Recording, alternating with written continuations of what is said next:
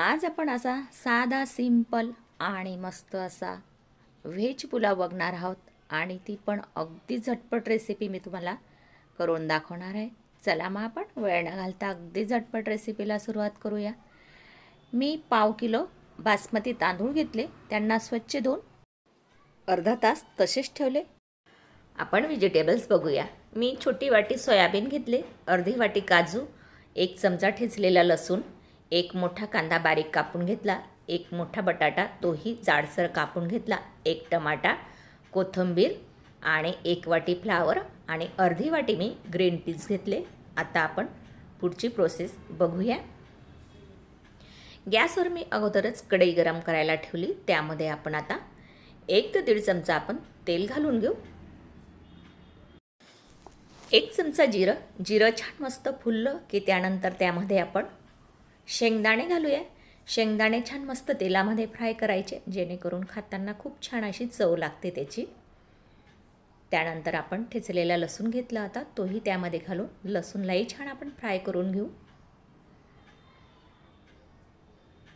आणि 5 मी हिरवी मिरची घेतली होती, त्याचे तुकडे करून घेतले, तेही आपण टाकून छान त्यांना तेलामध्ये आपण मिरची छान अशी परतून घेऊया। आणि आता कांदा घालूया। कांदा छान असा गोल्डन होईपर्यंत आपण त्याला छान असा फ्राय करायचा। 1 इंच दालचिनी, 2 वेलदोडे, 2 लवंग आणि 2 मिरी।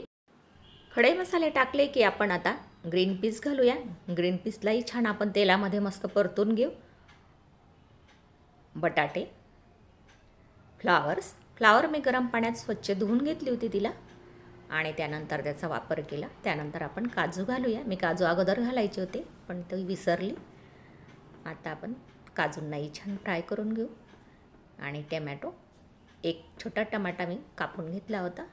त्यानंतर आपण आता सोयाबीन घालूया। सोयाबीन घातली की छान मस्त सर्व इन्ग्रेडियंट्स मस्त छान असं फ्राय करायचं। विराजमणी किचनमध्ये तुमचं सर्वांचं मी अगदी मनापासून स्वागत करते।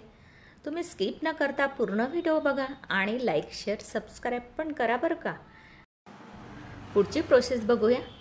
आपले भिजवलेले तांदूळ ते आपण आता स्वच्छ धुवून घेतले होते मी अगोदरच आणि ते आपण त्यामध्ये व्हेजिटेबल्समध्ये घालून छान मस्त असं चमच्याने छान सर्व बाजूने छान मिक्स करून घ्यायचं, जेणेकरून सर्व छान असे एकजीव होईल आणि मस्त असे तांदूळही छान मस्त फ्राय होतील।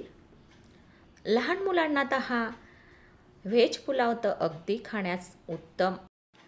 मुलं व्हेजिटेबल्स खात नाहीत, त्यांच्यासाठी खूप छान तुम्ही त्यांना शाळेमध्येही टिफिनमध्ये देऊ शकतात।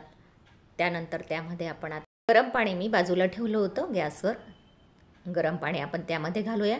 मी अगोदर घातलं होतं पण व्हिडिओ स्किप झाला। त्यानंतर आपण आता चवीपुरते मीठ घालूया आणि सर्व आपण एकजीव करून घेऊ, मिक्स करून घेऊ। अगदी झटपट होती ही पुलावची रेसिपी आणि त्यामध्ये आपण आता मस्त हिरवीगार कोथिंबीर घालूया आणि कोथिंबीरलाही छान आपण मिक्स करून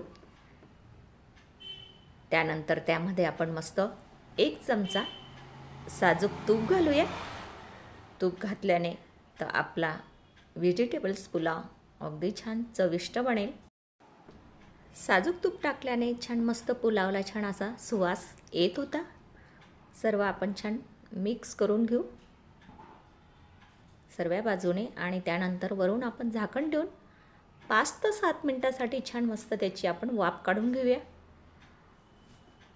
त्यानंतर आपण झाकण काढून घेऊ। बघा किती छान मस्त आपला व्हेजिटेबल्स पुलाव झाला आहे। यामध्ये मी अगदी कमीत कमी मसाले वापरले आहेत, कारण की मुलं अगदी असे आवडून खातील। तुम्हाला विराजमणी किचनचे रेसिपी आवडतात ना, मग तुम्ही मला कमेंटद्वारे नक्की कळवत चला आणि मला पुढची रेसिपी कुठली करायची तीही मला सांगा, मी तुमची फरमाईश नक्की पूर्ण करेल। आता आपण प्लेटमध्ये सर्व करूया। मस्त किती छान असा मोकळा छान असा आपला व्हेजिटेबल्स पुलाव तयार झाला आहे। याला तुम्ही व्हेजिटेबल व्हाईट पुलाव पण म्हणू शकतात। तुम्हाला पुलावची रेसिपी कशी वाटली ही मला कमेंट बॉक्समधून नक्की कळवा आणि नवीन आहात त्यांनी लाईक, शेअर, सबस्क्राईब करायला विसरू नका. धन्यवाद. पुन्हा भेटूया आपण पुढच्या रेसिपीला. तोपर्यंत मस्त खात राहा. विराजमणी किचनची पुढची रेसिपी ही येणारी तुम्ही बघत राहा. धन्यवाद.